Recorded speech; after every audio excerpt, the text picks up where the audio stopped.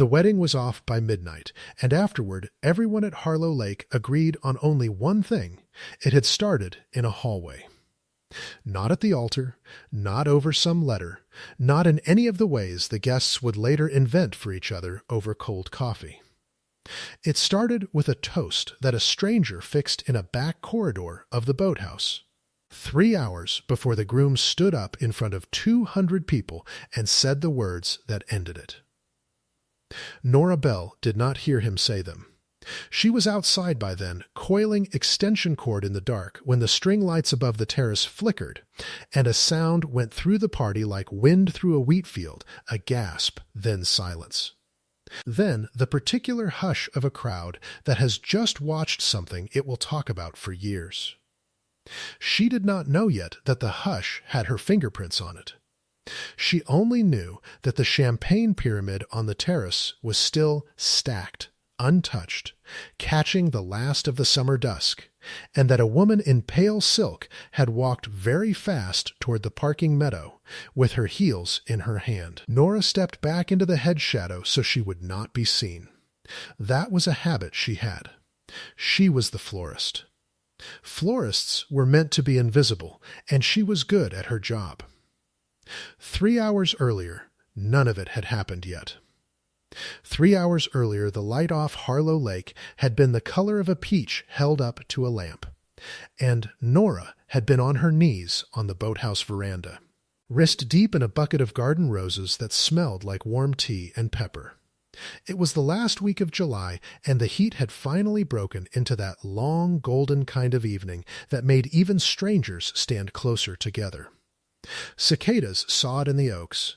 Somewhere a quartet was tuning, a cello finding its note and holding it.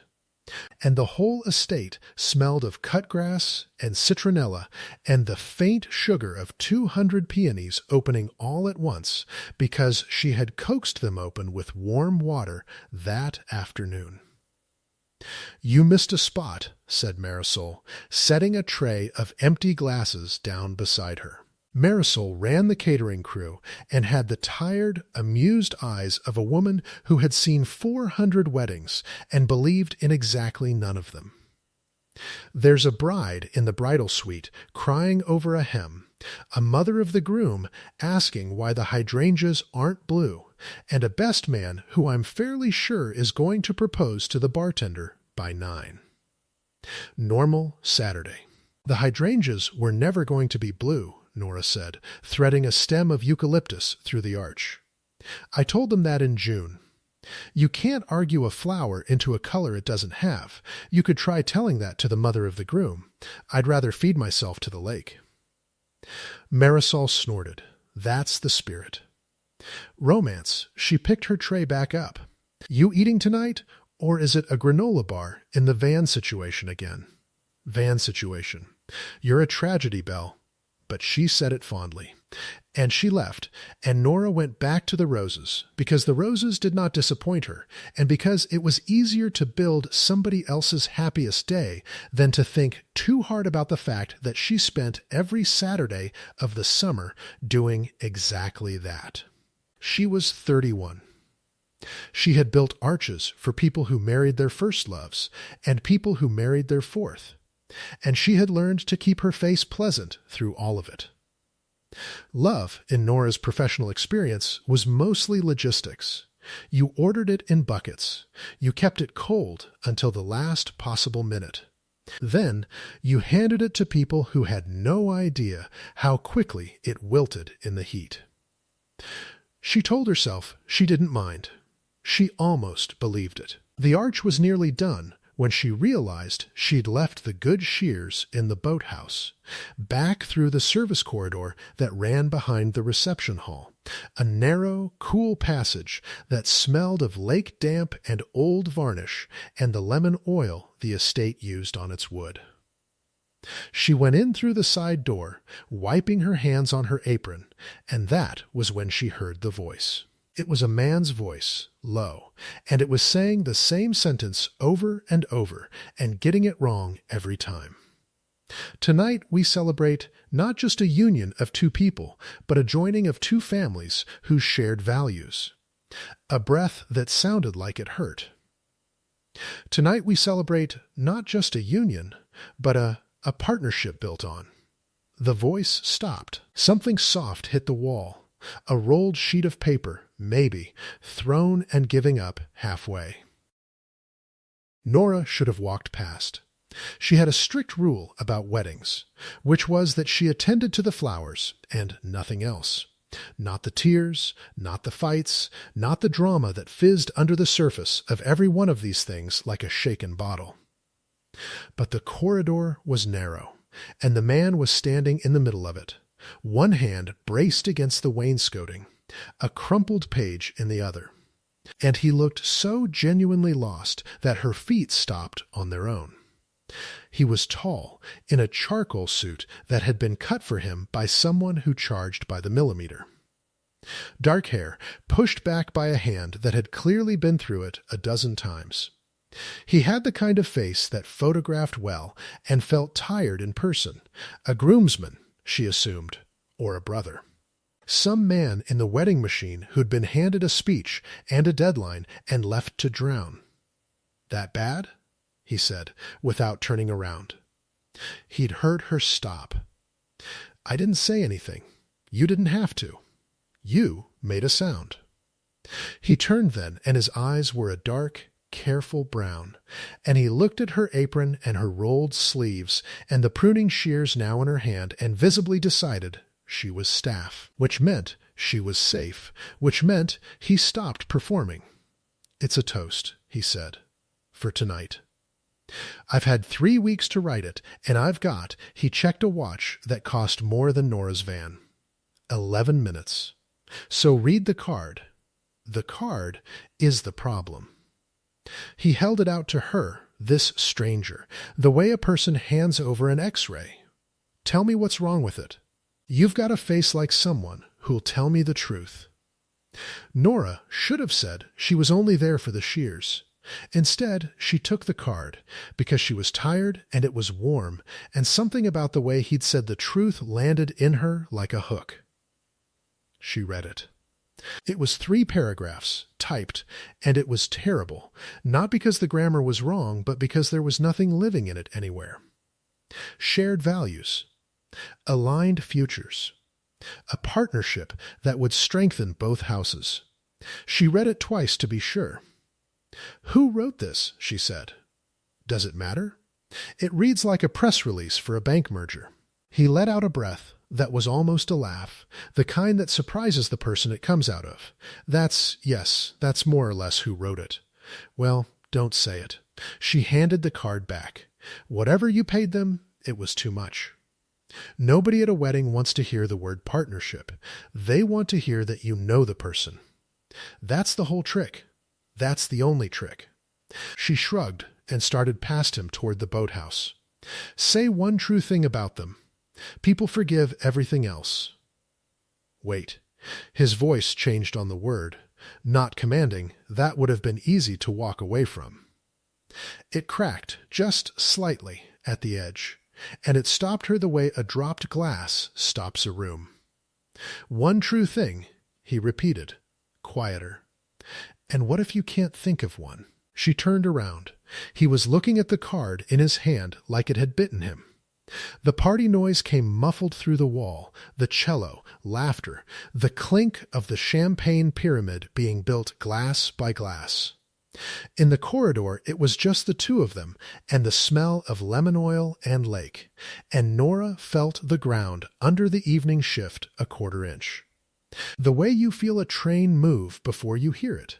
That's a strange thing to ask 11 minutes before a toast, she said carefully. I'm asking the florist, he said, because the florist is the only person on this entire property who doesn't want anything from me. He looked up. You are the florist, aren't you? I am. She set the shears down on a sill so she wasn't holding anything sharp. And you're not a groomsman. It wasn't a question. She'd worked enough of these to read the tailoring, the exhaustion, the way the whole estate seemed to bend toward wherever he was standing. He was the center of gravity here. She'd just been too busy with the roses to notice. No, he said, I'm not. He didn't say the rest. He didn't have to. Nora's stomach dropped in a slow, cold way. She had, in the space of 90 seconds, told the groom of a 200-guest wedding that his toast read like a bank merger and that he should say one true thing about his bride. She thought about the mother who wanted blue hydrangeas. She thought about her contract and the final payment and the review that could sink a season. "I should get back to the flowers," she said. "Please don't." He said it plainly, no weight on it, and that was what made it hard to refuse. "I've been shaking hands since 2 o'clock. Everyone's told me how happy I am." A muscle moved in his jaw. "You told me my speech is bad. It's the most honest thing anyone said to me all day. Just stay a second. Help me find the true thing." He almost smiled. "Consider it part of the floral package. The floral package does not cover speeches. I'll pay extra." And there it was, a thread of dry humor under the panic, the first fully human thing she'd heard him say. She should have gone. She knew she should have gone. But the lake light was coming in low through the corridor's one high window, gilding the dust, and this man in his expensive suit looked, standing there. Exactly like every arch she'd ever built for someone else, beautiful, arranged, and about to wilt in the heat. "All right," she said. "One true thing. Close your eyes." He blinked. "What?" "Close your eyes." "You're not going to find it looking at that card." She crossed her arms. "Her name. Say her name, not my bride, not my partner. Her name. Camille. When she laughs, what's the first thing you think?" The silence went on a beat too long. It went on so long that Nora's crossed arms slowly loosened, because in that silence she watched something happen to his face that she would think about for a long time afterward. A search that came up empty. A man reaching into his own chest for a feeling he had assumed was there and closing his hand around nothing. "I don't know," he said at last, and the words came out strange, wondering, almost afraid of themselves. "I don't, that's," he opened his eyes. "Ask me another one." "You don't need another one." Nora's voice had gone gentle without her deciding it should. "You went looking for the true thing and it wasn't there. That's the answer to a different question than the one you asked me. That's not."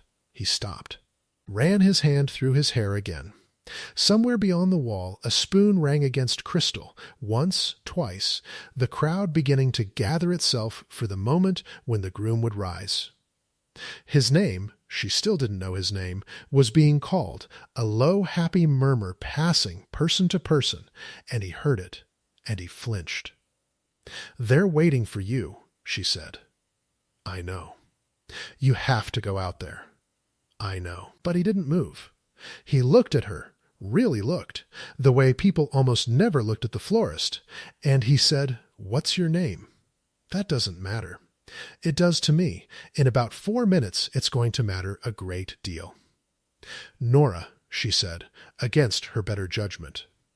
"Nora Bell." "Theo," he said.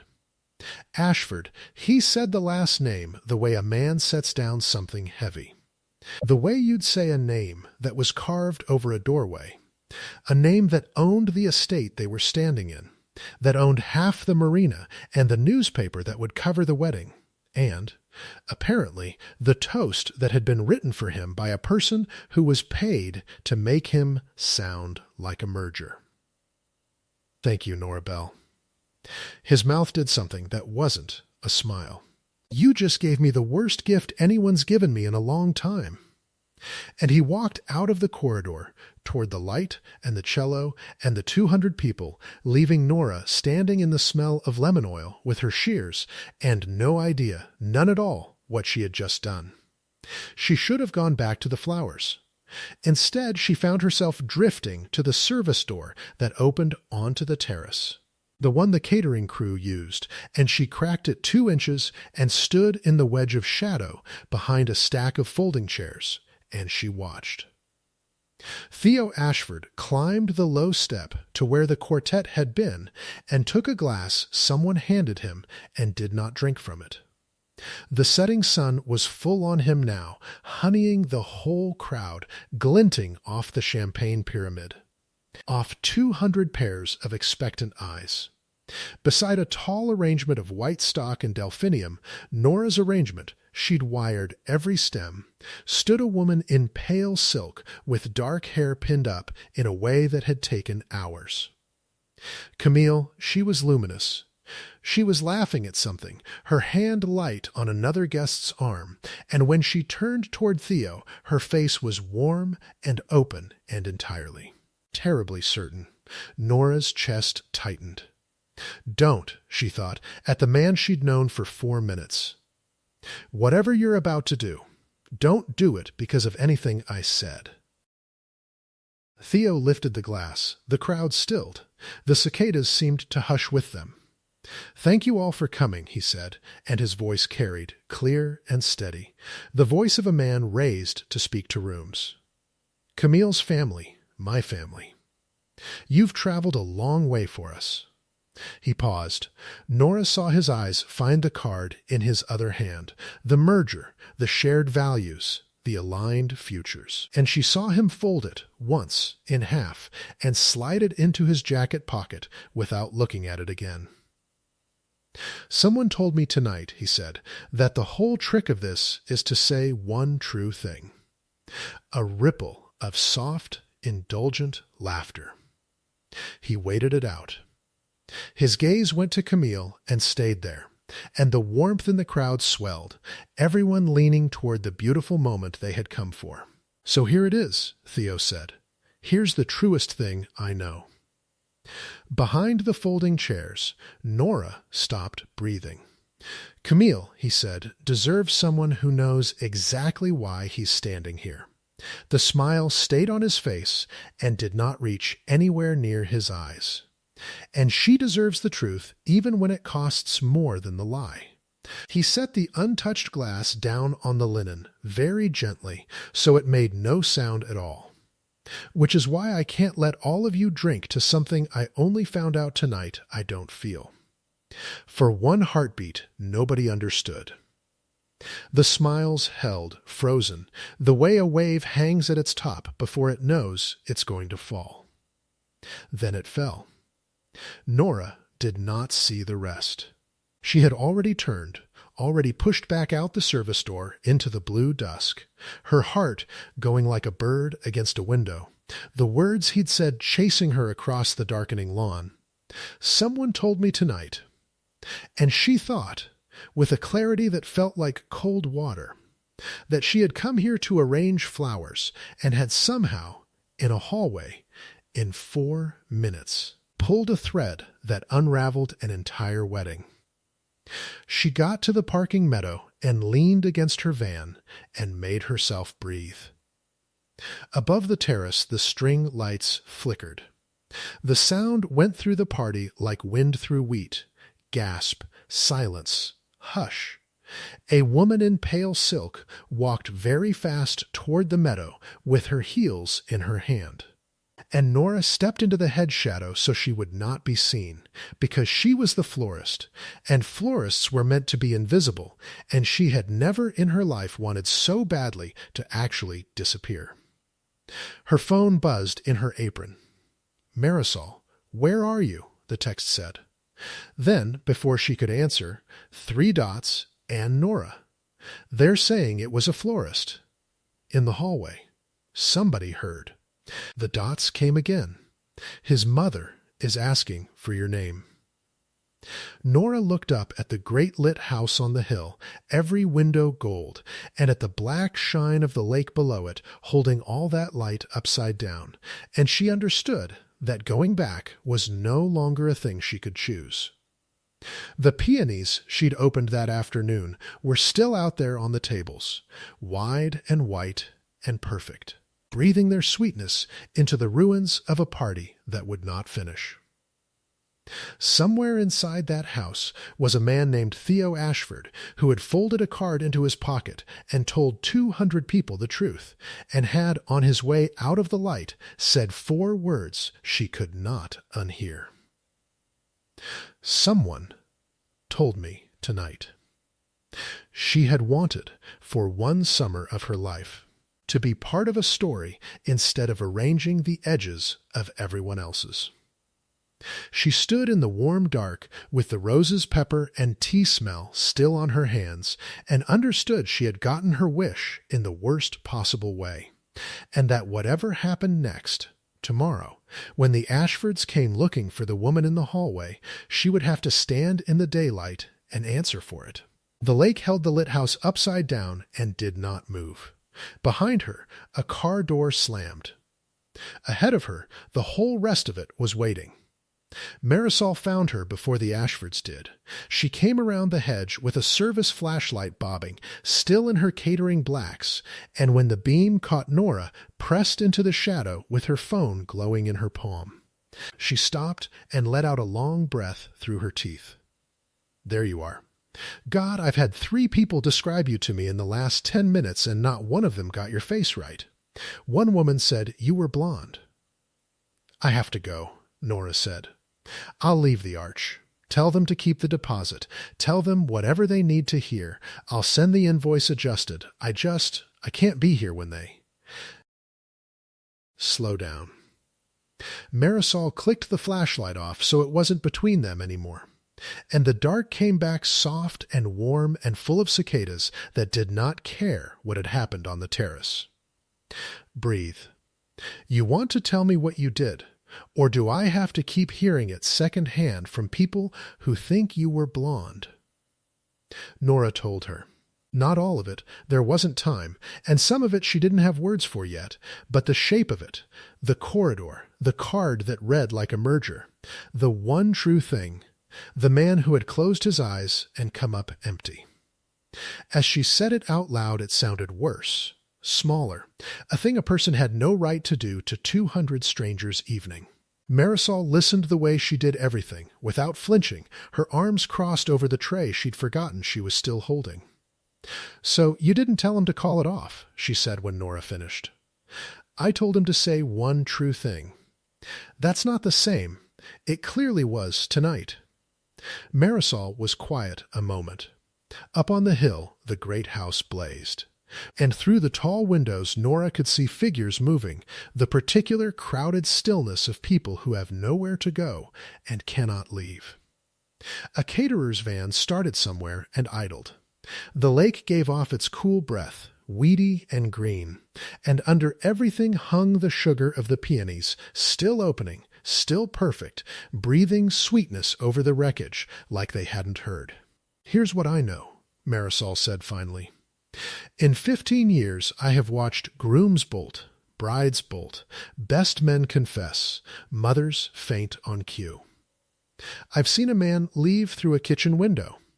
And every single time, the people at the party need somebody to be the reason, because he wasn't sure is a thing nobody can throw a plate at." She looked at Nora, and her tired eyes were kind and unsparing at once. "Tonight, you're the reason. Doesn't matter what you actually said. You want my advice? You don't run, because a woman who runs is a woman who did something. You stand there and you tell the plain truth, and you let it be boring, because boring is the one thing they can't dine out on. His mother is asking for my name."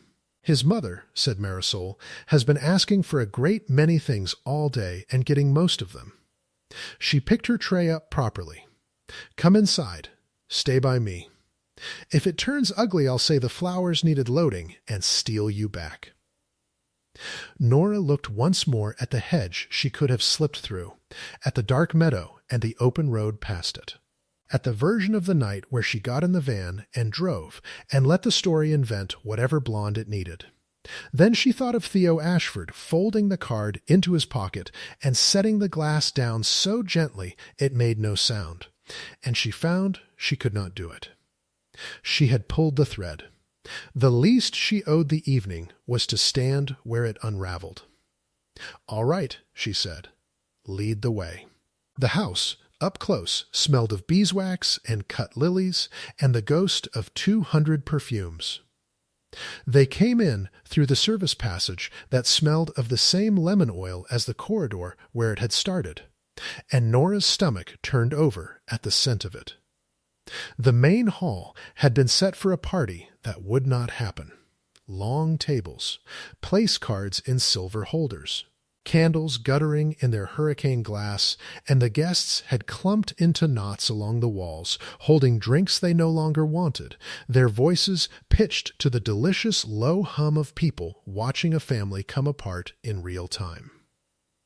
Heads turned as she passed. She felt each one like a draft. "That's her," someone said, not quietly enough. The florist. She kept her chin level and her eyes forward and followed Marisol's blacks through the room, and that was how she came, at last, to the woman waiting at the foot of the great staircase. She could only be Theo's mother. She had his dark coloring gone silver at the temples, his height, the same trick of making the room bend toward her. But where his tiredness had cracked him open in the corridor, hers had set like a glaze. She wore deep green and a single strand of pearls, and an expression of such complete composure that it was somehow more frightening than shouting would have been. 2 other people hovered at her shoulder, a lean man with a tablet who had the look of a lawyer kept on retainer, and a younger woman, sharp and polished, who Nora would later learn was Theo's sister, but who at that moment simply watched with her arms folded and her eyes doing arithmetic. "You're the florist," the mother said. Not a question, the way nothing she said was a question. Nora Bell.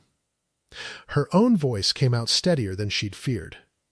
"I did the flowers. I'm sorry for how the evening went. Are you?" The woman studied her. "Vivian Ashford. And I am told, Miss Bell, that shortly before my son humiliated this family in front of everyone we know, he was seen speaking with a woman in the back corridor, a woman in an apron, holding shears." Her gaze moved to Nora's hands, still faintly green at the knuckles. "You do have a habit of holding sharp things. I was retrieving them from the boathouse. I used them for the arch. And in the course of retrieving them, did you speak to my son?" The hall had gone quieter. Nora was aware of the lawyer's stylus poised over the tablet, of the sister's narrowed attention, of Marisol a half step behind her, not quite touching her elbow. She thought about lying. It would have been easy and small, and the truth was going to cost her a season of referrals from every family who'd been in this room. "I did," she said. "He asked me to read his toast. He said—" She stopped, because someone told me tonight had been Theo's line, not hers, and she would not hand these people a rope she'd been handed herself. "He asked what I thought of it. I told him it read like it had been written by committee, and that people at weddings want to hear something honest. That's all. I gave him back the card, and I went to finish the arch. I never imagined, no," Vivian said. "I don't suppose you imagined anything at all. That is rather the trouble with people who imagine nothing. They pull the pin and walk away and call it flowers." She turned the pearls a quarter turn at her throat, the only movement she made. "Do you know what tonight was, Miss Bell? Not to you. To you it was a job, a bucket of roses, a nice fee. Do you know what it was to us? A wedding," Nora said. "An agreement." The word landed flat and cold on the marble. Beside Vivian, the sister shifted, a small warning motion, and the older woman's mouth tightened as if she'd said a syllable more than she meant to in front of the room. "A joining of 2 families," she went on, recovering the smooth surface. "Years in the arranging, and a woman with dirt under her nails decided in 4 minutes that she understood my son better than the people who raised him." Her eyes did not blink. "I would like you to leave." I would like your van gone from my meadow within the hour, and I would like you to understand that Harlow Lake is not large, and that the sort of families who marry here talk to one another, and that you have arranged your last wedding in this county." Nora heard it. The season she had built, stem by stem, going out like the candles on the abandoned tables, and she found, standing in the wreck of it, that her voice did not shake. "I'm sorry the evening broke, Mrs. Ashford. I truly am. But I didn't tell your son what to feel. I told him to say something true. If 4 minutes was enough to undo years of arranging," she stopped herself at the edge and softened it, because Marisol's words were in her ears, and because it was, after all, still someone's ruined day. Then maybe it wasn't the flowers that were fragile. For one long moment, nothing moved. The lawyer's stylus hung in the air. The sisters' arithmetic eyes came up off the floor and fixed on Nora with something that was not quite hostility, something closer to surprise, as though a piece of the room's furniture had spoken. And into that silence, from the top of the staircase, came a voice she had heard for the first time only 3 hours before. "Leave her alone, Mother." Theo stood on the landing with his tie gone and his collar open, and he looked worse than he had in the corridor, and also, strangely, lighter, like a man who has set down a case he'd been carrying so long he'd stopped feeling the weight until it was gone. He came down the stairs slowly, one hand on the rail, and every head in the hall turned to follow him. And he did not seem to notice a single one of them. He was looking at Nora. She didn't do anything, he said, to his mother, to the room, to all of it. She read a bad speech and told me it was bad. That's it. Everything after that was me. He reached the bottom step. You want someone to be angry at? Be angry at me. I'm the one who couldn't drink to it. Theodore, Vivian's composure held, but a thread of steel came into it now, low and private, and meant to be obeyed. This is not the place. It's never the place. That's rather been the whole problem. He said it without heat, which made it worse, and Nora watched the sister's jaw tighten and the lawyer very carefully look at his tablet. Camille's gone home. Her father's not answering my calls, which, fair. In the morning there will be a great deal to sort out, and I'll sort it, all of it, I promise you. But I'm not going to stand here and let you run a florist off my property for the crime of telling me the truth when nobody else in my life has managed it in about 10 years. You are overwrought, Vivian said. I'm the opposite of overwrought. For the first time all day, I can hear myself think. He turned to Nora then, and the whole crowded hall seemed to lean in to catch it. And Nora wished, with everything in her, that she were anywhere else, back in the meadow, back on her knees in the roses, back 3 hours to the moment before her feet had stopped in a corridor. Miss Bell. I'm sorry. You came to do a job, and my family is making it your fault. Don't leave because she told you to. Load your flowers, take your time, send me the full invoice and the cancellation fee both. A ghost of that dry corridor humor surfaced and sank. The floral package clearly covered more than either of us expected. Somebody in the crowd made a sound that in another room might have been a laugh.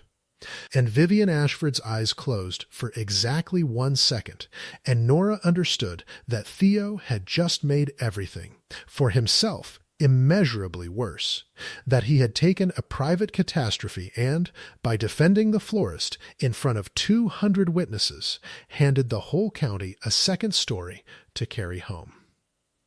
She saw the sister see it too.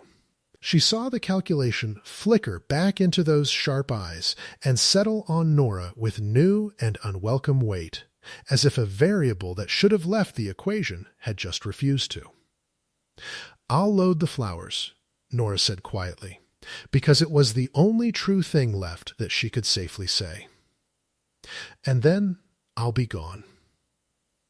You don't have to worry about me, either of you. I'm not worried about you, said Vivian Ashford. I'm worried about my son.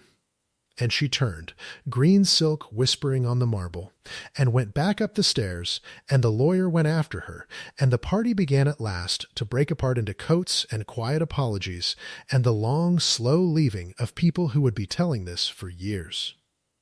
It took Nora 90 minutes to strip a wedding down to nothing.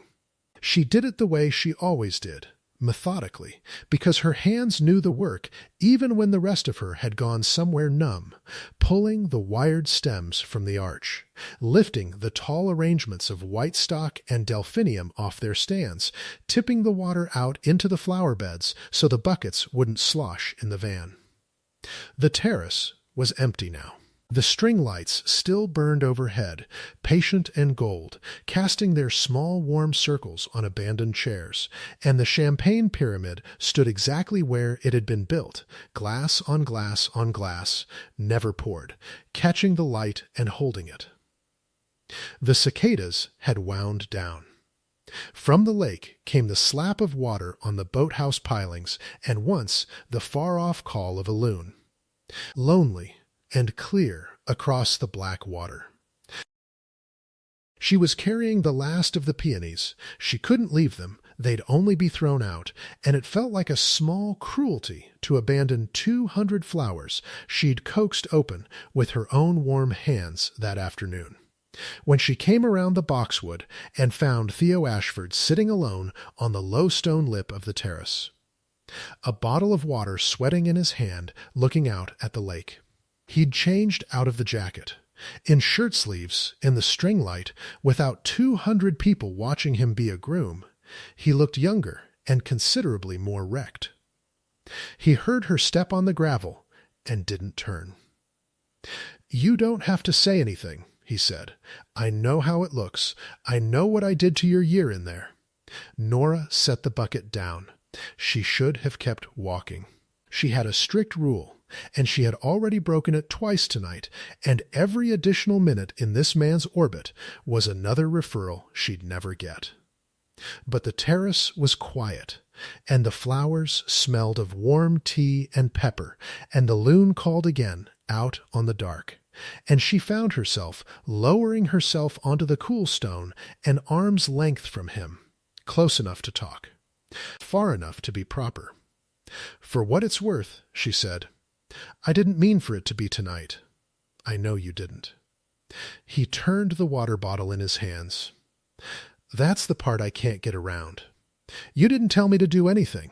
You told me to say one true thing, and I went looking for it, and the looking was the whole answer." He gave a short breath that wasn't a laugh. 3 weeks I had that card. 3 weeks, and I never once tried to write it myself, because if I'd tried, I'd have found out in private what I found out in front of my grandmother's entire address book. Why didn't you write it yourself? He was quiet a moment. Out on the lake, something broke the surface and was gone. "Because I've spent a long time not asking myself questions I didn't want the answers to," he said. "It's a very efficient way to live. You'd be amazed how much you can get done." He looked at her then, sidelong, the string light catching the tired line of his jaw. "My mother's not wrong about one thing, you know. This wasn't just a wedding. There were arrangements. There's a great deal riding on the two families that has nothing to do with whether Camille laughs, and I can't remember why." His mouth twisted. "I've made a spectacular mess of more than one person's plans." Nora heard the shape of it under the words. An agreement, Vivian had said, years in the arranging, and she felt the first cold edge of understanding that this was bigger and stranger than a man who'd gotten cold feet. That there were pieces here she couldn't see and probably didn't want to. She should not ask. It was not her business. It had spectacularly not been her business 3 hours ago, and it was even less her business now. "Camille," she said instead, carefully, did she feel it too? The nothing? Something crossed his face, quick and complicated. "I don't know," he said. That's the terrible part. I never asked her either. He set the water bottle down on the stone with a small, precise click. I know how that sounds. It sounds like two people who were very polite to each other. Yes, he almost smiled. That's exactly what it sounds like. He looked at the peonies in her bucket, wide and white and luminous in the low light, and reached out and touched one. Just the edge of a petal. The way a person touches something they're not sure is real. These are beautiful. You did all this. The whole, everything. It was the best-looking wedding I've never had. And there, against every rule she'd made for herself, against the ruin of her season and the memory of Vivian Ashford's pearls turning at her throat, Nora laughed. It came out of her before she could stop it, tired and helpless and real, and Theo turned to look at her with such open, startled gratitude that she had to look away, out at the black shine of the water, because the look was too much and she had not been looked at like that in a very long time. "You should go home, Mr. Ashford," she said, when she trusted her voice. "Theo. You should go home, Theo. It's late, and tomorrow's going to be worse than tonight." "It is," he agreed. "It's going to be considerably worse." But he didn't move, and neither did she, and for a moment they just sat in the string light with the wrecked party around them and the peonies breathing between them. Two strangers who had known each other 4 hours, and Nora thought that this quiet, this honesty on a cool stone step at the edge of a lake, was the most married the whole day had managed to feel, and that the thought was dangerous, and that she should get up right now and load her flowers and drive. She got up. She loaded her flowers. She drove. She did not sleep well, and in the morning the story had already left Harlow Lake and gone wherever such stories go. She learned this the way people learn these things now. From her phone, buzzing itself off the nightstand at 7, while the summer light came thin and gray through her curtains, and the smell of the lake still clung faintly to her hair. 3 missed calls. A voicemail from a bride whose August wedding Nora was meant to be flowering, canceling, cool and apologetic and final. And a text from a number she didn't know, which turned out, when she pieced together the morning, to be the beginning of the part she hadn't seen coming at all. "Saw what you did at the Ashford wedding," it said. "We'd love to talk. There's a story here, and it's a good one. Call me, Delia Prentice, Lake Country Living." Nora sat on the edge of her bed, with her heart going, and read it 3 times. She did not know yet that Lake Country Living was owned by the same family whose newspaper had been meant to cover the wedding. The paper Theo Ashford's family owned, the one Vivian had counted on to tell the county a tidy story about a joining of 2 houses. She did not know that a good one meant the woman who broke the Ashford wedding, or that by noon there would be a photograph circulating of a florist's van in the Harlow Lake meadow with a caption she never wrote. She only knew that her stomach had gone cold, and that somewhere beneath the fear was a small, treacherous flare of something she refused to name as hope. Her phone buzzed again in her hand. Not the reporter this time. Theo. A number he must have taken off her invoice, because she certainly hadn't given it to him. "I need to ask you something," the message said. "It's about last night. Not what you think." And then, before she could even decide whether to answer, 3 dots, and, "My mother's lawyer called me an hour ago. Your name is in a document I've never seen. Can we meet? Today? It matters more than I can put in a text." Nora sat very still in the gray morning light with the 2 messages glowing side by side, the reporter and the groom, and understood that the corridor had not been the end of anything. It had been the smallest possible beginning.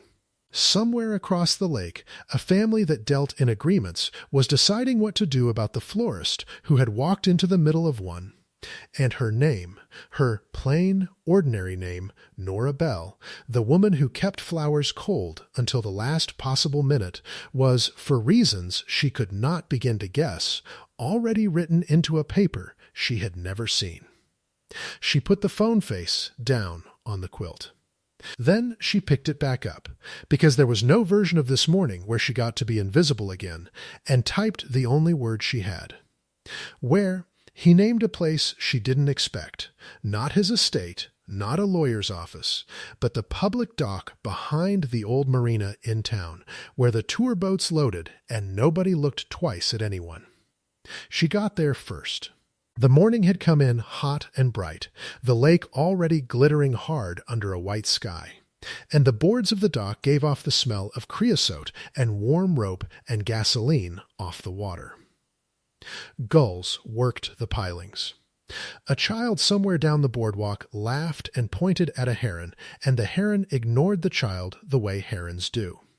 And Nora sat on a bench with a coffee going cold in her hand and watched Theo Ashford walk toward her in a plain gray shirt with the sleeves shoved up and sunglasses he took off the moment he saw her, as if hiding his eyes from her specifically felt like cheating. "You came," he said. "You said it mattered." She didn't stand. "Sit down before somebody recognizes you, and we're both a caption by lunch." He sat, a careful arm's length away, the same distance they'd kept on the stone step. Up close and slept poorly, he looked like a man who'd spent the night doing arithmetic that wouldn't come out. He set a folded sheet of paper on the bench between them, face down, and didn't uncover it yet, and the not uncovering made her stomach tighten. "Before I show you this," he said, "I need you to know I didn't ask them to do it. I found out an hour before I texted you. I want to be very clear that whatever else you decide about me after today, this part wasn't mine. That's a lot of runway for one piece of paper. It's a lot of paper." He turned it over. It was a draft. She could see that much, the gray watermark of a firm across the top, a caption with 2 family names stacked against each other, and paragraphs numbered down the page in the flat cold language she'd heard once before, out of Vivian Ashford's mouth on the marble. Nora's eyes snagged on her own name. Not once. 3 times. Nora Bell, a vendor engaged solely for floral services. Miss Bell did, knowingly, and without cause, insert herself. But for the interference of Miss Bell, the gulls kept crying. The heat pressed on the back of her neck, but for the interference she read aloud, and her voice came out thin. Interference with what? With the agreement.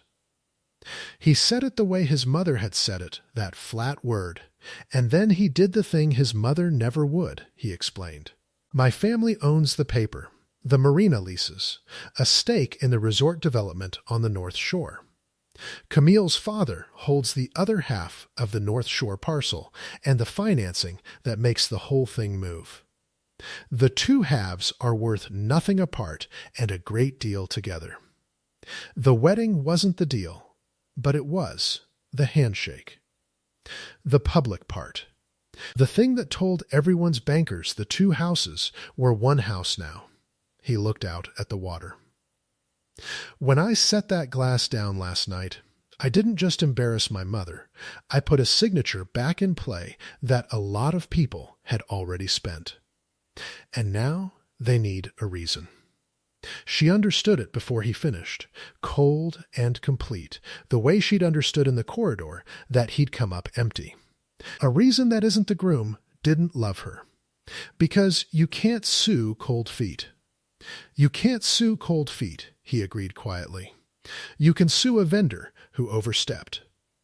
Nora set her coffee down on the boards very precisely, because her hands wanted to do something, and there was nothing useful for them to do.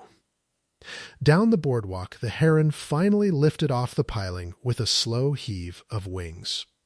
And the child clapped, and the ordinary morning went on being ordinary all around the thing that was happening on the bench. "So this is the story," she said. The florist bewitched the groom in a hallway. The families are innocent. The deal was sabotaged by a woman with dirt under her nails. She heard the tremor and hated it. Your mother said almost exactly that to me last night. She was rehearsing. She was rehearsing. He rubbed a hand down his face. Nora, they'll bury you. Not because they hate you. They don't think about you enough to hate you. Because it's tidy. If the collapse is your fault, the parcel deal can be repapered as a thing that would have closed if not for an outside actor. It keeps everyone's numbers whole. You're not a person in that document. You're a line item they can afford to lose. Why are you telling me this? The question came out harder than she meant. You could have let it happen. It fixes your whole night. You're the tragic groom betrayed by a scheming florist instead of the man who couldn't remember why his bride laughs. That landed. She watched it land, watched something flinch behind his eyes, and for a second she was sorry. And then she wasn't, because it was true, and somebody in this had to say the true things, and apparently that was still her job. Because it's a lie, he said simply, and I spent 3 weeks and 200 guests finding out I can't do the lie anymore. Last night broke something in me that I don't want reset. He turned the paper face down again, gently, as if it were something that could be spared. I'm not going to stand behind a version of events where you're the reason, even if the true version costs me more. Especially then. The water slapped the pilings. Somewhere the tour boat's engine coughed to life, and a man's amplified voice began welcoming folks aboard for the 11 o'clock. And Nora looked at Theo Ashford and could not tell, for the life of her, whether she was looking at the most honest man she'd ever met or the most expensive kind of trap. One that came wrapped in exactly the honesty a person like her had been starving for. Who else has seen that document? She asked. The lawyer. My mother. My sister. He hesitated on the last one, and she caught the hesitation. Diana signed off on it before I even knew it existed. She meant to go home. She meant to lock her door and turn her phone face down and let the fear settle into something she could work through with her hands. Instead, at 12:30, sitting in her van in the shade of the feed store lot with the windows down and the heat ticking in the metal, she called the reporter back. Not because she'd decided to trust her. Because Delia Prentice had said there's a story here, and Nora had just learned exactly how the story was meant to go, and she wanted to know how much of it had already been written for her. Delia answered on the first ring, warm and quick, a voice with a smile built into it. Nora Bell. I was starting to think you'd ghost me. I almost did. Nora watched a bead of sweat track down the water bottle in the cup holder. You said there was a story. I want to know whose. A small pause, the practiced kind. Yours, ideally, that's the whole pitch. Everybody in this county's telling the version they heard third hand, and not one of them's talked to the woman who was actually in the hallway. I'd like to fix that. Papers shuffled on her end. Between us? The versions going around aren't kind. I'd rather run true than run first. Lake Country Living, Nora said. Who owns it? The pause this time was longer. Down the lot, a screen door banged, and a man loaded a sack of grain into a truck bed with a grunt, and the smell of hot dust and molasses feed rolled through the van window. We're part of a group, Delia said, lighter now, sanded smooth. Regional titles. It's all one masthead behind the scenes. Everybody knows that. The same group that owns the newspaper that was going to cover the wedding. The Ashford paper. Nora, just tell me if I'm wrong. You're not wrong, Delia said, and to her small credit, she didn't dress it further. But that's not. Look, common ownership doesn't mean common story. I've got a features desk and a long leash, and I'm telling you, I want the human piece, not the legal piece, Nora finished, the one where I'm a line item. Silence. In it, Nora heard the exact shape of the thing. Delia might mean every warm word of it, might genuinely want to run true. And it wouldn't matter, because the moment her feature went up under a masthead the Ashfords controlled, it became the softening act before the hard news landed, the human interest that made the lawsuit look reluctant instead of ruthless. We even let her tell her side. She would be handing them her own voice to quote against her. I can protect you in the telling, Delia said, and she sounded like she believed it. That's a real offer. If you don't talk to anyone, the only story that runs is theirs, and theirs has already got a headline. What's the headline? You don't want? What's the headline, Delia? A breath. The woman who undid the Ashford wedding. Delia said it gently, which was worse. Photo of your van in the meadow. It's set for the Thursday issue. Online sooner if the desk gets nervous. That's why I called first. I'd rather you had a face in it than just a van. Nora sat with the phone hot against her ear and the feedlot shimmering through the windshield, and understood she'd been handed a choice, built to have no good side, go on the record and be quoted into her own undoing. Or stay silent and let a van in a meadow be the whole of who she was to 40,000 readers by Thursday. When's your deadline? She said. Copy closes tomorrow at 5. I can hold a slot for you till then. Delia's voice softened past the professional into something that almost sounded like a warning between women. Nora, whatever they've offered you, and they will offer you something. That's how this family solves things. Think hard before you take the quiet version. Quiet is what they're selling. It's not the same as safe. The line clicked off, and Nora sat very still, and out past the feed store, the lake threw its hard white light up into a sky with no clouds in it, and she had never in her life felt so exactly like a flower kept cold in a bucket, waiting to be handed to someone the moment before it was needed and thrown out the moment after. The offer came at 4, and it did not come by phone. A car she didn't recognize pulled up outside her shop while she was carrying the salvaged peonies in from the van 2 at a time, their sweetness gone blowsy and heavy in the heat, their petals loosening at the edges the way they do on the second day, past their moment and knowing it. The car was low and quiet, and the color of wet slate, and out of it stepped the sister, Diana Ashford, in linen the color of bone, sunglasses pushed up into hair, pulled back so tightly it looked like a decision. She stood on the hot sidewalk and surveyed the little shop front. The hand-painted bell and stem over the door, the bucket of loosening peonies, with the same arithmetic eyes Nora remembered from the foot of the staircase. You do all this yourself, Diana said. It wasn't admiration. It was evaluation. Mostly, Nora set the bucket down between them like a small wall. Your mother said I'd arranged my last wedding in this county. I assumed that came with a no house calls clause. The corner of Diana's mouth moved.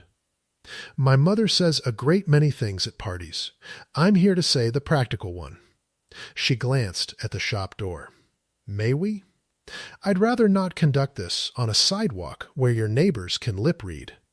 Inside, the shop smelled of cold water and green stems and the faint rot sweetness of the flower cooler working hard against the heat. Diana didn't sit. She set a slim envelope on the work table next to the shears and the spool of wire, and she left her fingers on it a moment. The way you'd steady a card you weren't ready to turn. I'll be direct, because I think you'll respect it more than the alternative, she said. There's a document with your name in it. I believe my brother's already shown you, because he's constitutionally incapable of letting anyone walk into a room without a map. a thin breath. The document is real. It's also negotiable. That's what people never understand about my family. Everything we do is a first offer. I've seen your first offer, Nora said. It called me a line item. It called you leverage. There's a difference, and the difference is the envelope. Diana turned it, finally, and slid out a single page and set it facing Nora on the work table. A statement. You confirm, accurately, that you were a floral vendor, that you exchanged a few words with the groom about his nerves, that you had no knowledge of any arrangement between the families and no intention of affecting it. All true. All things you've already told my mother's face. Nora read it. Her eyes moved down the careful paragraphs and caught, near the bottom, on the sentence that curved the truth just slightly out of true, and I now understand that Mr. Ashford's decision was reached independently of and prior to our brief conversation. Prior to, she said. That's not true. He decided in the corridor. I watched it happen on his face. You watched a man have feelings. That's not a timestamp. Diana's voice stayed even, reasonable, terrible. The sentence protects him as much as it protects the deal. It says the groom wasn't manipulated.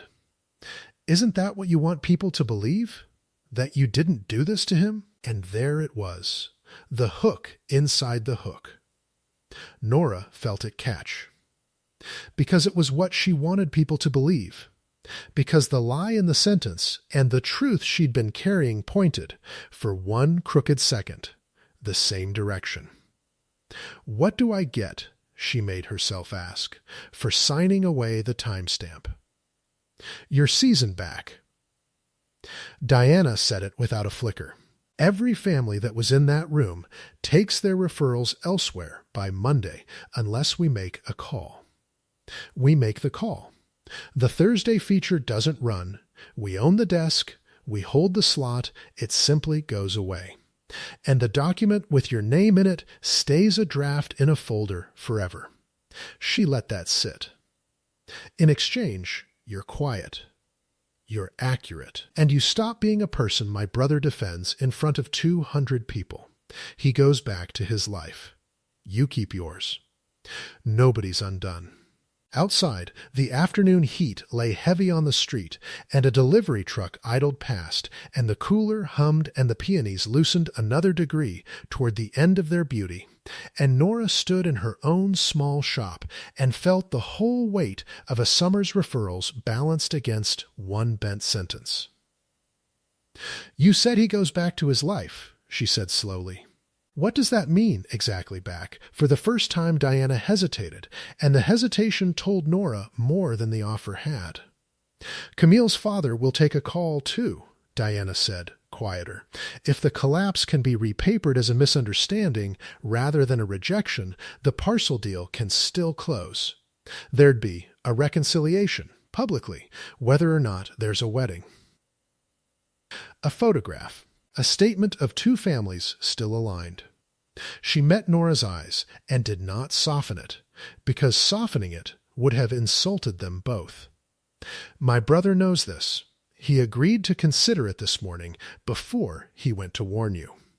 So before you decide I'm the villain of your afternoon, Miss Bell, you should know your honest man sat in a room with our lawyer at 10 o'clock and did not say no.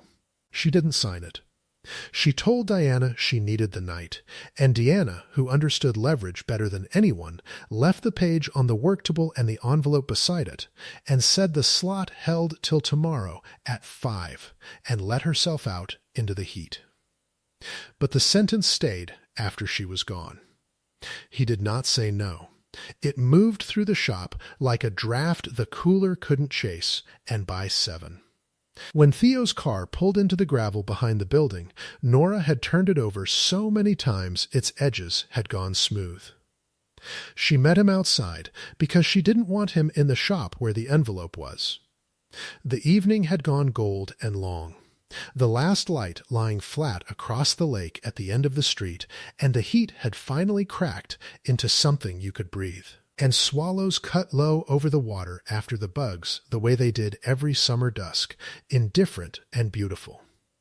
He came around the car with a paper bag in one hand.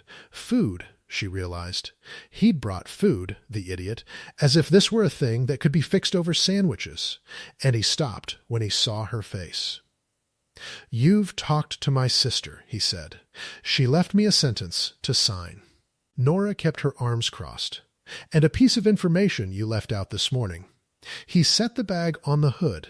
He didn't ask which. That was the tell. A man with nothing to hide asks which. 10 o'clock, she said, their lawyer.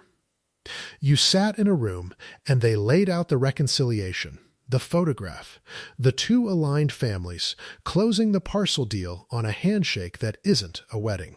And you didn't say no."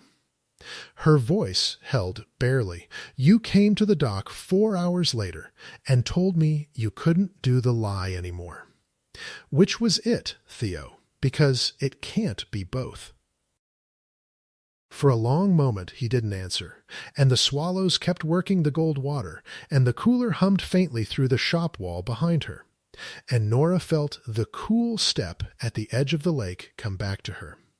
The peonies breathing, the most married the day had felt, and understood she'd built an arch in her own chest out of 4 hours and a man she didn't know, and that it was about to wilt in exactly the heat she'd warned everyone about.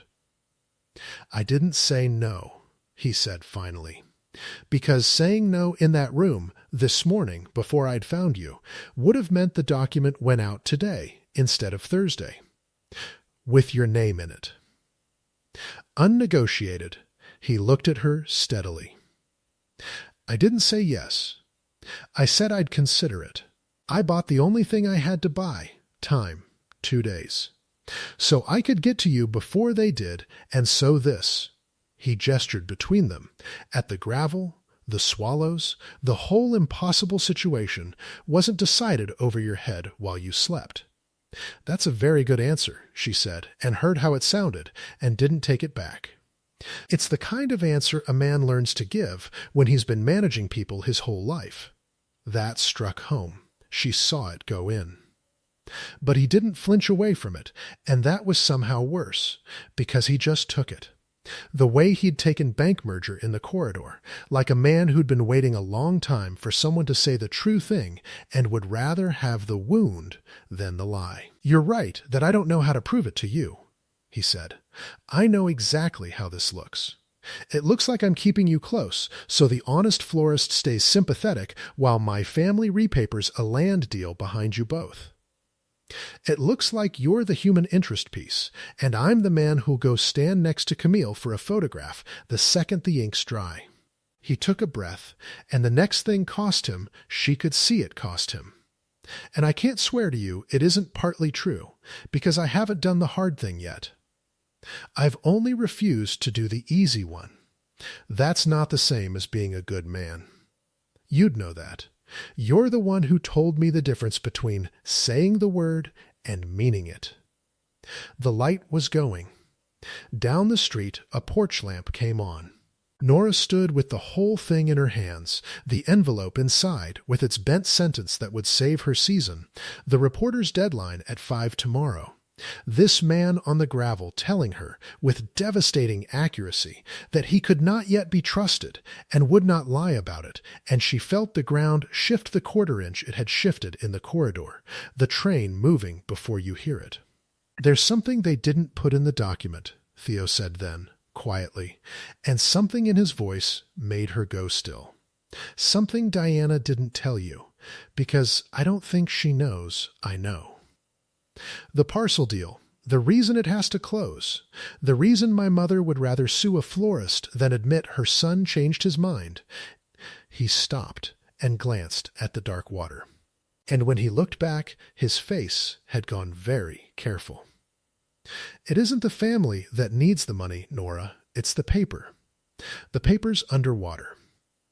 If the deal falls through, the paper closes, and about 90 people who've worked there 30 years are the ones who pay for the night I set a glass down." His jaw tightened. So when you decide whether I'm honest, decide knowing that. Because it means when I do the hard thing, when I finally say no out loud, I'm not the only one it lands on. And my mother knows it. That's the card she's actually holding, not you. You were only ever the cheaper one to play. Nora's breath went out of her slowly. The offer, the sentence, the whole tidy trap reshaped itself in the gold dark into something with far more weight underneath it than a ruined wedding. A thing where saying the true word out loud might cost 90 people their work, where Vivian's composure wasn't cruelty, but a woman holding a line, where Nora's small bent sentence was suddenly load-bearing in a structure she couldn't see the top of. "Why are you telling me this?" she said, for the second time that day. "You keep handing me the thing that makes it harder to walk away." "Because you told me to say one true thing," he said, "and I've decided I'm only going to say true things to you, even the ones that make you leave. Especially those."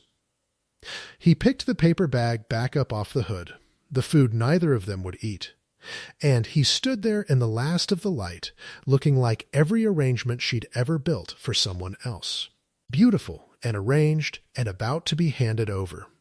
Their deadline's 5 o'clock tomorrow. So's mine, apparently.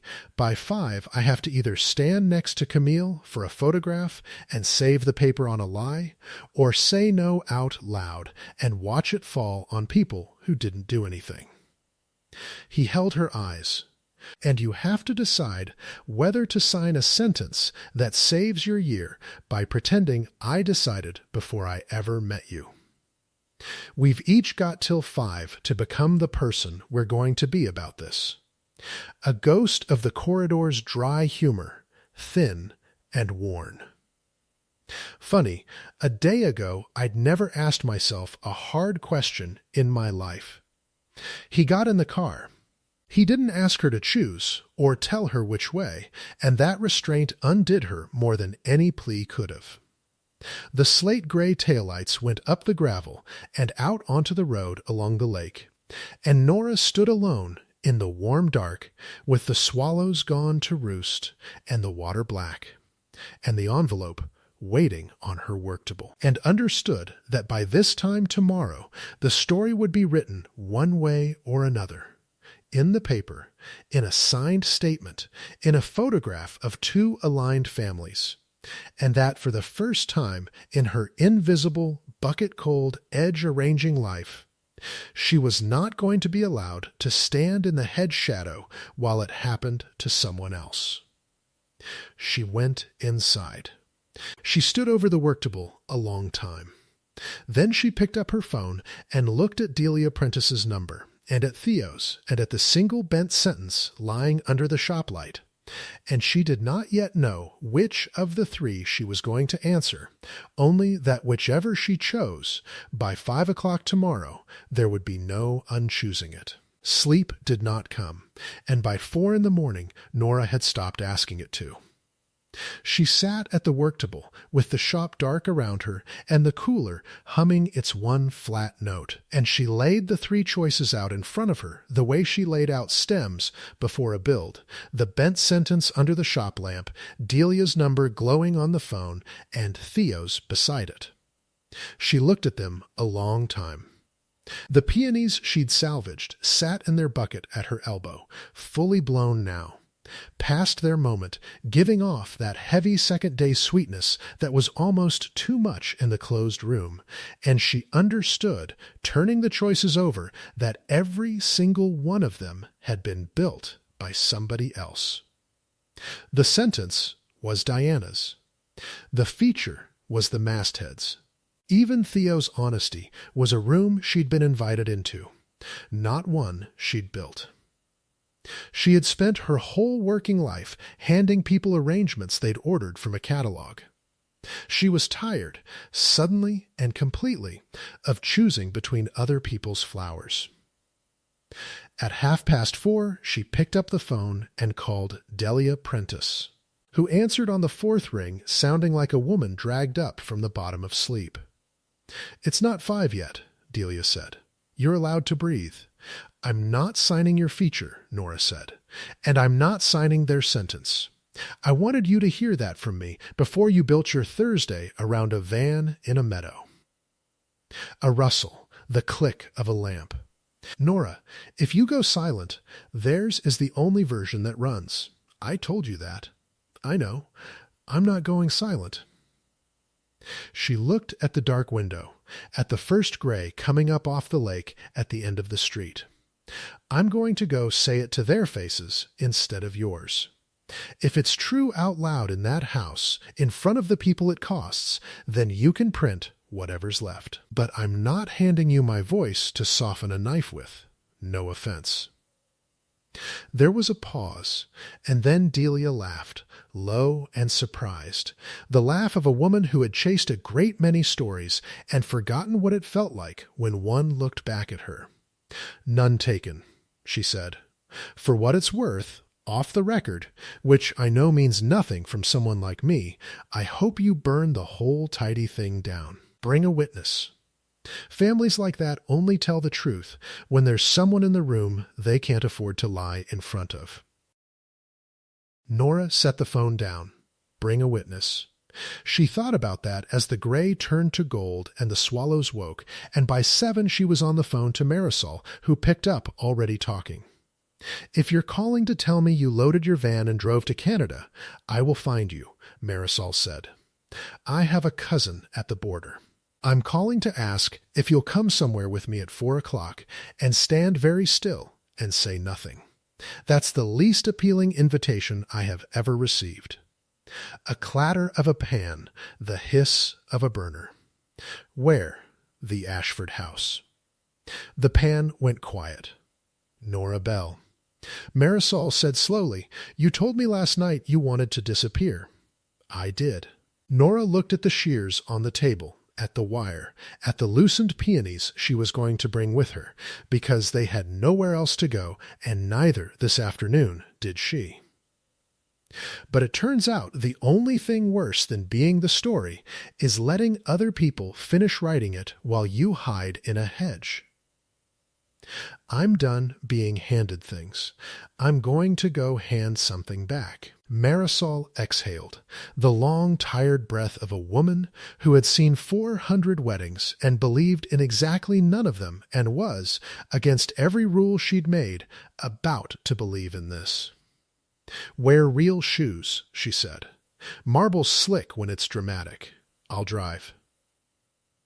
The Ashford estate at 4 in the afternoon was a different animal than it had been at dusk with 200 people and a cello. The heat lay flat and white over the meadow where Nora's van had stood, and the great house threw no light now, only shade, its stone cool-looking and closed. The champagne pyramid was gone from the terrace. Somebody had swept the linen away and folded the chairs, and the arch she'd built, her arch, the eucalyptus and the white stock, still stood at the water's edge. Stripped of its best blooms by her own hands the night before, just a skeleton of wire and green going brown at the tips in the sun.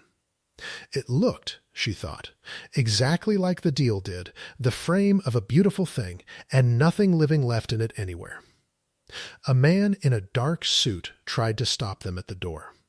Marisol looked at him the way she looked at best men who wanted to renegotiate the bar tab, and said, The florist's here about the invoice. Mrs. Ashford will want to settle it in person, and walked past him with a tray of nothing balanced on her palm out of pure 15-year habit, and Nora walked in behind her holding a bucket of blown peonies like a woman with every right to the room. Inside, the great hall smelled of beeswax and cold lilies and the ghost of a party that had not been allowed to finish. Voices came from the library off the main stair, low, male, the particular flat cadence of money talking to money.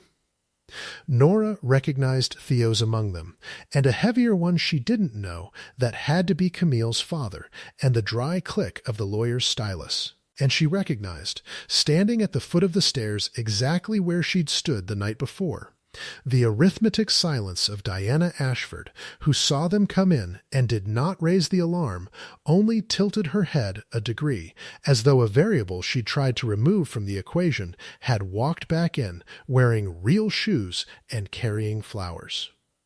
"You're early," Diana said. "The photograph isn't till 5.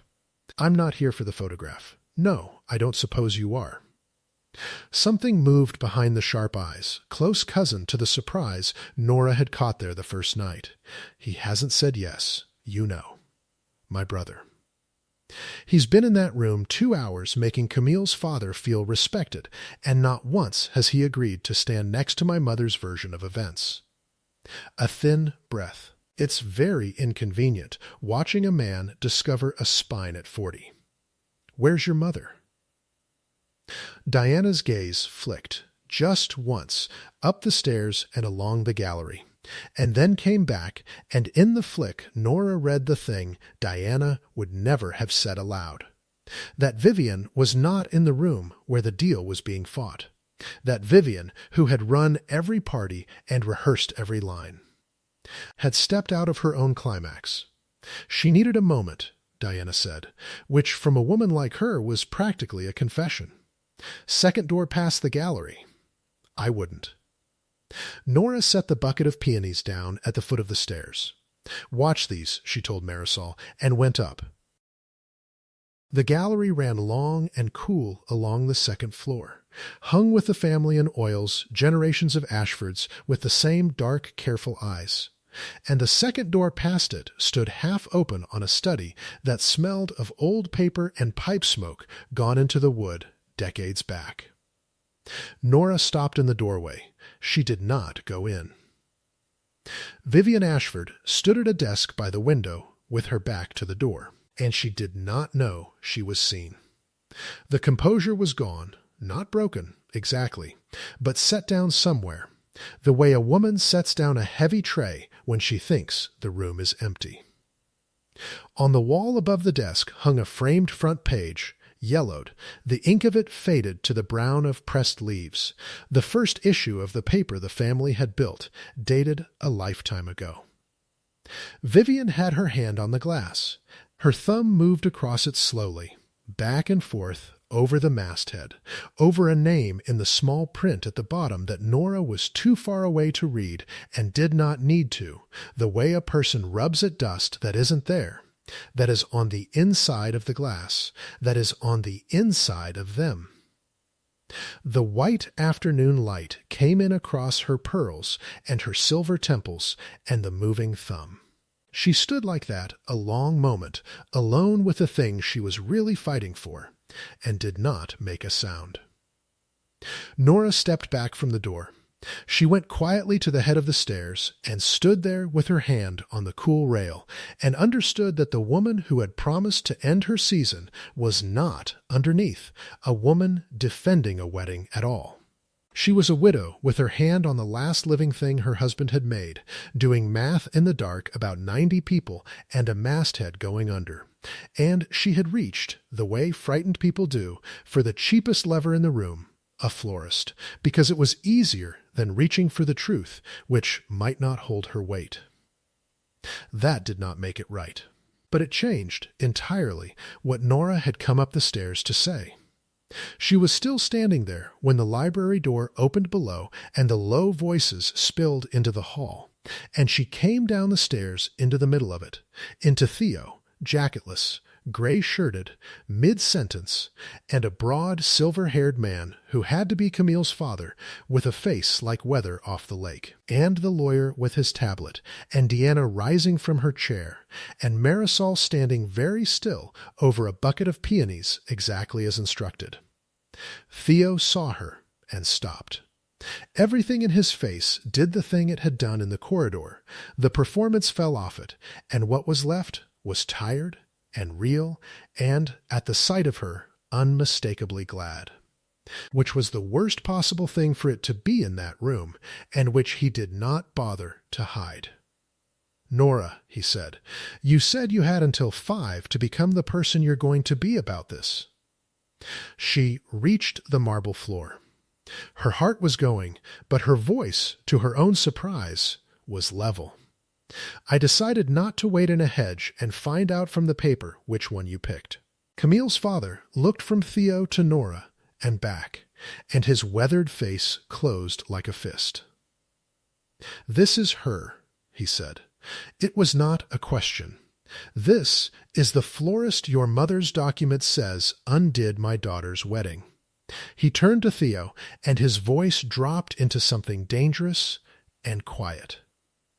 "You brought her here, into this. While we're shaking hands over 90 jobs and a North Shore parcel, you've got the woman from the hallway walking into my negotiation. Is this a joke to your family, son? Is any of it real, or is it all a story you people tell until the ink dries?" And there it was, the thing Theo had told her on the gravel, the card Vivian was actually holding, laid face up on the marble at last. The deal wasn't sinking on cold feet. It was sinking on the suspicion, in this hard, honest man's chest, that the Ashfords were liars all the way down, and that the collapse of the wedding was one more Ashford maneuver he couldn't see the shape of. Nora watched Theo open his mouth to manage it, to smooth it, to say the reassuring true-ish thing he'd been raised to say, and she watched him decide. In real time, not to. "It's not a joke, and it's not a story," Theo said. "Mr. Laveau, you want the truth, so here it is, all of it, and it's going to cost me more than the lie would. I didn't call off my wedding because of this woman. I called it off because a stranger asked me to think of one true thing about your daughter, and I couldn't find one. And I have too much respect for Camille to have stood up in front of everyone and pretended I could." He didn't raise his voice. That was what made the room go still. "The document with Nora's name in it is a lie my mother reached for because she's frightened. Camille wasn't manipulated. You weren't manipulated. Nobody bewitched anybody in a hallway. A woman told me to be honest, and I was, 8 years too late and in the most expensive possible venue, and that is the entire truth of it. The lawyer's stylus had stopped moving. Diana had gone very still." Laveau stared at Theo with his weather face, and something worked behind it, slow as a barge turning. "You understand," Laveau said at last, "that if the wedding was a lie, my bankers will ask what else was. You understand you've just handed me every reason to walk. The paper needs this parcel closed by the quarter, or it goes under. Your mother told me that herself, across this table, an hour ago, begging in her way.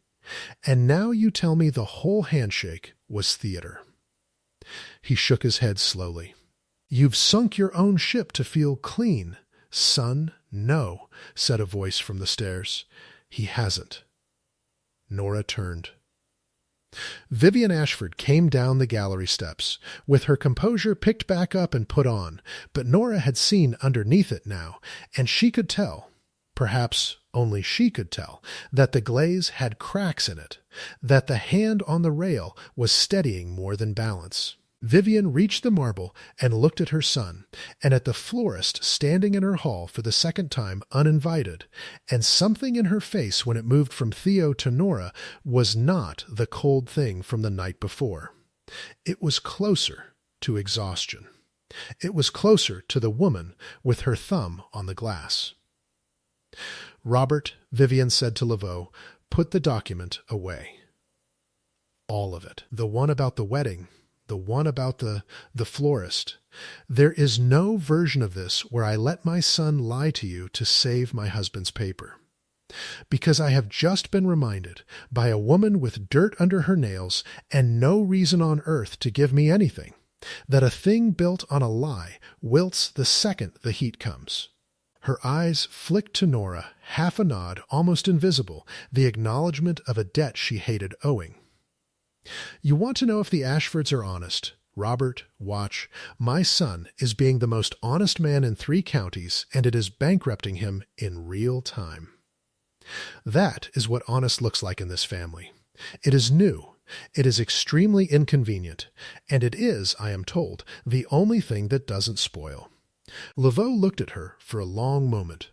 Then, unexpectedly, the weather in his face broke, not into anger, but into something wearier and more human.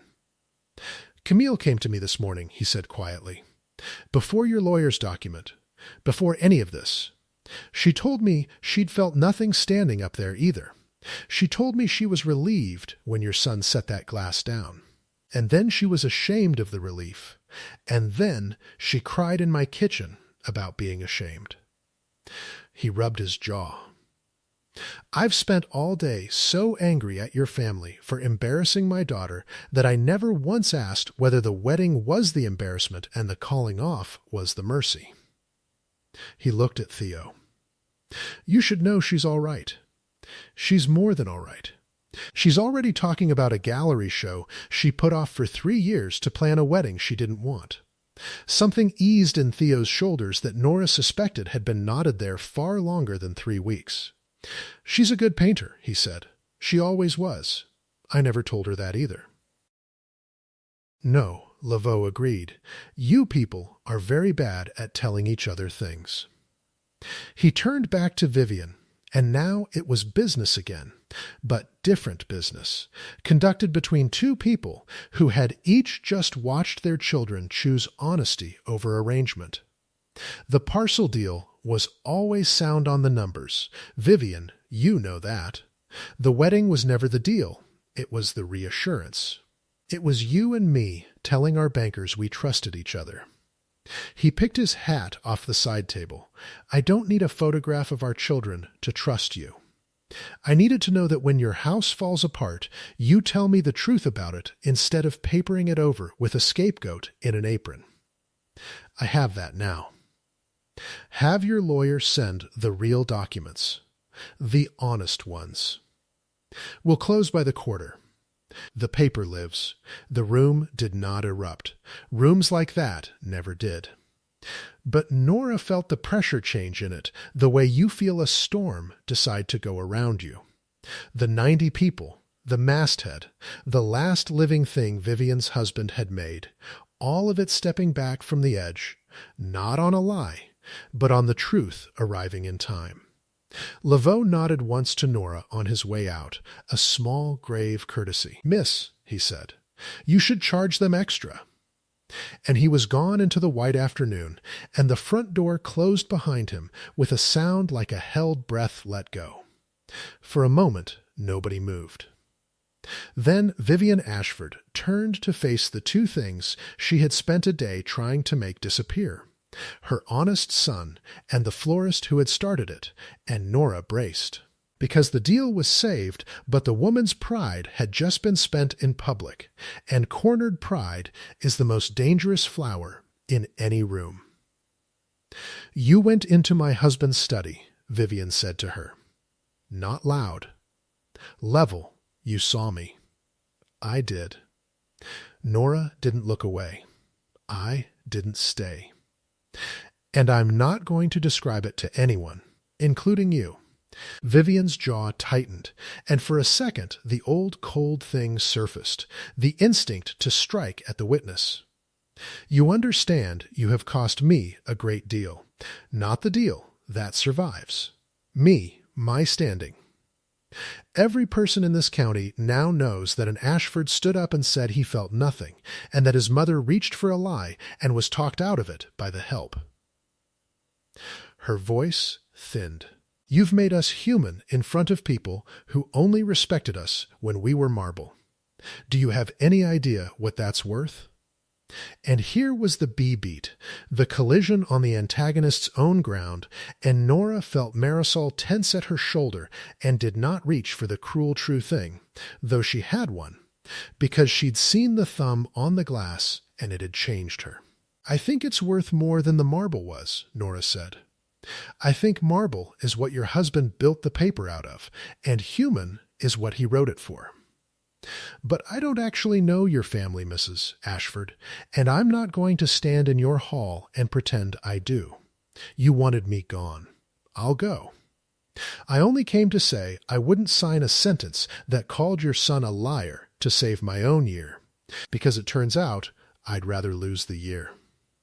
She picked up her bucket of blown peonies from the foot of the stairs. "Keep the deposit. I mean it. Some arrangements aren't worth the invoice." She had said her one true thing, and there was nothing else the room owed her. Vivian Ashford looked at her, and did not answer, and turned, and went back up the stairs toward the study with the faded front page, retreating to think, which was, Nora would understand only later, the most an Ashford could do in a single afternoon. She walked out into the heat with Marisol beside her, and did not look back at the house. That, Marisol said, when they reached the meadow where the van had once stood, was the best wedding I have ever worked. And there was no wedding. She squeezed Nora's arm. "You didn't disappear." No, Nora looked at the lake, hard and bright and endless under the white sky, and found she could breathe all the way to the bottom of it for the first time in 2 days. "I really didn't." She'd made it to Marisol's car when she heard the gravel behind her, and she knew the step by now, and she turned. And Theo Ashford came across the meadow toward her in his gray shirt with the low sun behind him, and this time there were no 200 guests and no lawyers and no card in his pocket. Only a man walking across a field of dry summer grass toward a woman holding a bucket of flowers that were past their moment and beautiful anyway. "You forgot to let me pay the cancellation fee," he said. "I told your mother to keep the deposit. You told my mother a lot of things." He stopped an arm's length away, the distance they always kept, the stone-step distance, and the cicadas sawed in the oaks, and the whole meadow smelled of hot grass and citronella drifting from the terrace, and the tea and pepper of the blown roses in her arms. "She's up in the study. She won't come down. Diana says she hasn't sat in there since, for a long while." He glanced back at the house. "You saw something up there. She won't tell me what. It's hers to tell you." Nora shifted the bucket to her hip. "But you should go ask her about the front page over the desk, the old one. Ask her whose name's in the small print at the bottom." She watched him hear it, watched him understand. There was a whole grief in his own house he'd never asked about, because he'd spent a long time not asking himself questions he didn't want the answers to. "You people are very bad at telling each other things," she said. "A wise man in a hat told me that." Theo laughed, the surprised kind, the kind that came out of him before he could arrange it. Then the laugh faded, and he looked at her the way he had on the cool stone step, the way people almost never looked at the florist, and the summer evening seemed to lean in and hold still. "I don't know how to do this part," he said. "I've never once done a thing without a plan, and I don't have one. I met you 2 days ago in a hallway. You've cost me a wedding, a document, and possibly my mother's ability to look me in the eye, and I have never in my life wanted so badly to keep sitting on a stone step next to somebody as I want to keep sitting next to you." He shook his head. "It's insane. It's the least defensible feeling I've ever had. I'm not asking you for anything. I know what it would look like, the honest florist, the human interest piece, the man who'll heal his whole life on your shoulder. I don't want to be that. You deserve a great deal more than being someone's cure." Nora's heart was going the way it had gone in the corridor, the train moving before you hear it. "Then don't make me your cure," she said. "I'm not a bucket you order and keep cold until you need it, I know. That's the last thing, let me finish." She set the peonies down in the grass between them so her hands were free, and she looked up at him, and the sun was low and gold and full on his tired face. "I've spent my whole life arranging the edges of other people's happiest days and driving home in a van eating a granola bar. I built you the best-looking wedding you never had. I am extremely tired of standing in the hedge while the story happens to somebody else." Her voice caught, and she let it. So I'm not going to pretend this is nothing to protect myself, because pretending is the thing that got everyone here in the first place. Here's my one true thing, Theo Ashford. I don't want to be your cure. I want to be the person you say true things to. Starting slow. On stone steps. With a lot of arm's length between us until neither of us needs it. The distance between them, the careful arm's length they'd kept on the corridor sill, and the cool step and the gravel in the meadow closed the last of itself, not fast, not a grand thing. But his hand coming up and finding hers where it hung at her side, his fingers rough and certain against her flower-stained knuckles, the first deliberate touch either of them had allowed in 2 days of almost. His thumb moved once across the back of her hand, over the green stains that wouldn't wash out till Tuesday. The way you touch something you're not sure is real. Starting slow, he said, on stone steps, with arm's length. There is currently no arm's length. I'm aware, Nora said. I'm choosing to allow it. He laughed again, and she felt it go through his hand into hers, and in the gold meadow, with Marisol pointedly studying the lake and the cicadas sawing, and 200 peonies breathing their last sweetness up out of a bucket in the grass, they did not kiss. Because it was too soon, and they both knew it, and the not kissing, the choosing to wait, was somehow the most married thing either of them had ever done. He lifted her flower-stained hand and pressed his mouth to her green knuckles instead, once, plainly, a promise instead of a claim, and let it go. "Go talk to your mother," Nora said, when she trusted her voice. "The paper's saved, but she's not. That's a different bucket. You'll be at the shop, I'll be at the shop. I have a season to rebuild and, apparently, a groom's deposit to refund." She picked her peonies back up. "Go slow with her, too. She had her hand on that glass a long time." The summer turned over the way summers do, and the story did not go the way the county had planned to tell it. The Thursday feature never ran. What ran instead, 2 weeks later, under Delia Prentice's byline and no masthead's thumb on it that Nora could feel, was a small true thing about a florist who told a stranger to say one honest word and set off a chain of them. And it was kind, and it was accurate, and it quoted no bent sentence anywhere. Referrals came back one by one, and then faster, because it turned out that a woman who'd looked Vivian Ashford in the eye and refused to sign the easy lie was exactly the woman half the county wanted arranging their own happiest days. Nora hired a girl for Saturdays. She stopped eating granola bars in the van. Vivian came to the shop herself in the last week of August, when the heat had finally gentled, and the first faint rust had crept into the maples along the lake road. She came alone, in linen the color of bone, and she stood in the door a moment, with the cooler humming and the buckets of dahlias and late garden roses, breathing their tea and pepper into the cool green air. And then she crossed to the work table where the shears and the wire lay, and she set something on it, face up, where Nora could reach it.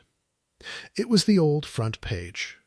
The first issue, the faded one from the study, out of its frame now and slipped into clear archival sleeve.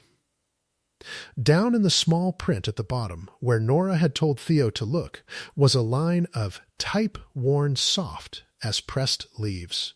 Founded and edited by, and a name, her husband's name, and beside it, in a bride's careful hand from another lifetime, a young Vivian's married name written in the margin the day the paper first ran.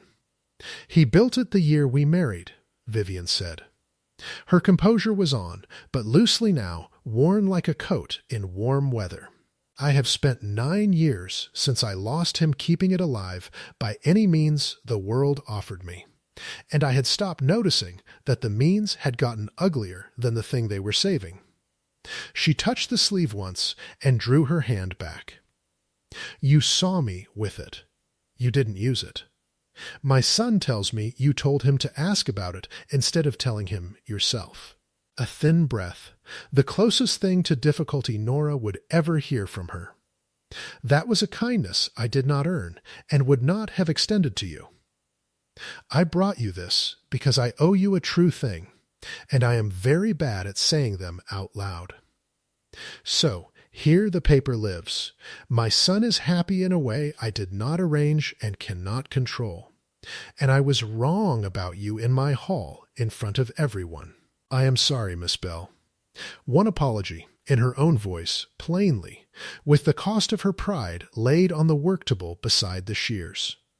Nora picked up the sleeve and read the worn line of type, the founder's name, the young bride's hand in the margin, and understood what it had cost the woman to carry it across the county and set it down in a florist's shop. "Thank you," Nora said. She slid it carefully back across the table. "But you should keep this where he can see it grow up." She almost smiled. "Ask Theo to hang it in the newsroom. Somewhere the 90 people walk past it every morning. A true thing does better out where the light gets at it."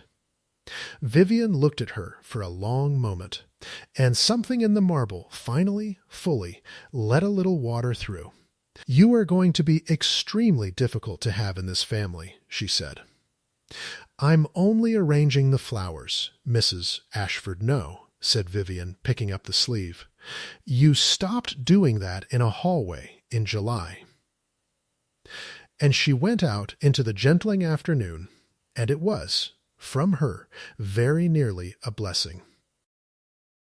Theo came at dusk, the way he had taken to coming, with no plan and sometimes with food neither of them ate, and they sat on the stone lip of the little terrace behind the shop, where Nora kept her overflow buckets, arm's length that was no longer arm's length, and watched the swallows work the last light off the lake. The maples were rusting. The cicadas had thinned to a few late SARs. Somewhere down the boardwalk a child laughed, delighted, at a heron that once again refused to be impressed, and the sound carried clear and easy across the cooling water, and nobody in it needed rescuing from anything. "Camille's show opens in October," Theo said. "She sent me a card. She sounds like herself. I don't think she has for years." He turned a sprig of eucalyptus between his fingers, a habit he'd caught from watching her work. "I keep thinking about how close I came to standing up and saying the words anyway. How many people do, every summer, on some terrace, with a card in their pocket that reads like a merger?" "Most of them," Nora said. "That's the whole business I'm in. I hand them the beautiful arrangement, and I hope, and I keep it cold as long as I can." She leaned her shoulder against his, deliberate, aloud. "You were just the first one who asked the florist a real question first. I'm going to keep asking you real questions. I know. It's your worst quality." He laughed, and the last of the light went gold and then blue over the water.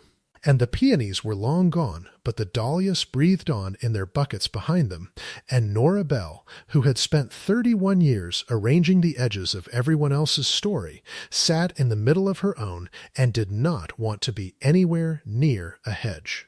She'd wanted, for one summer of her life, to be part of a story instead of the person keeping it cold in a bucket until the last possible minute.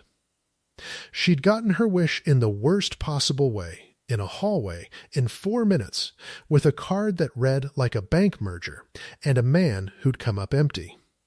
And it had cost her a season, and given her back a truer one, and taught her the thing she now told every nervous groom who stood in the corridor of her shop clutching a speech, that love is not the beautiful arrangement you order and keep cold and hand over the moment before it wilts. Love is the one true thing you say out loud when the lie would be so much easier, and the person who stays in the room to hear it, and the willingness to let it grow up out where the light can get at it. The lake held the last of the day the way it had held the lit house upside down that first ruined night, only calmer now. and rustier, and somewhere across it a paper her family had built was going to press with the truth in it, and a bride was painting again, and a marble woman had let a little water through, and a man was turning a sprig of eucalyptus between his fingers on a stone step next to a florist who was, at long last, exactly where she wanted to be. If this story warmed something in you, if you believe, like Nora, that the bravest thing two people can do is say one true thing to each other and stay in the room to hear it, then stay a while with me. Subscribe and settle in, and let me tell you another one. There's always another story waiting, and the light's just right for it. Until then, be gentle with the ones who tell you the truth. They're rarer than roses, and they last a great deal longer.